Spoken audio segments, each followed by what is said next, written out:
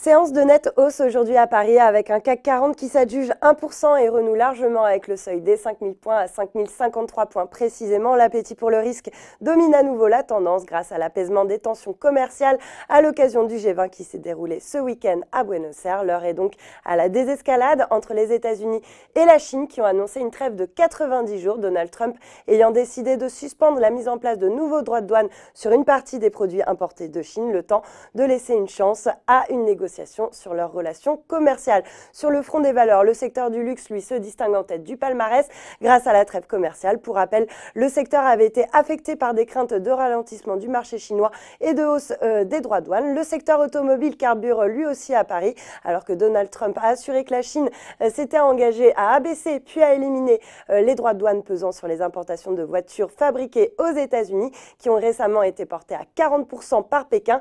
Une annonce qui fait bondir le secteur automobile, a commencé par Valeo. A l'inverse, le commerce de détail et du luxe lui redonne du terrain, alors que selon le ministre de l'économie, le mouvement des gilets jaunes a provoqué des pertes de chiffre d'affaires significatives ces 3 dernières semaines, et ce dans différents secteurs économiques. Donc Carrefour logiquement se retrouve lanterne rouge sur le CAC, alors que le secteur de la grande distribution aurait vu son chiffre d'affaires baisser de 15 à 25%. Même sanction pour Maison du Monde et Fnac Darty qui se distinguent donc également dans le rouge. Et puis les valeurs pétrolières, elles, progressaient dans le sillage des cours du baril de pétrole. Technip FMC prend 4,1% et CGG 6,7%. Et puis sur le SRD, showroom privé chute de pratiquement 19% à 2,71 €, pénalisé par l'annonce d'une augmentation de capital d'environ 40 millions d'euros qui servira à finaliser l'achat de la société Beauté Privée et à financer un nouveau plan d'économie.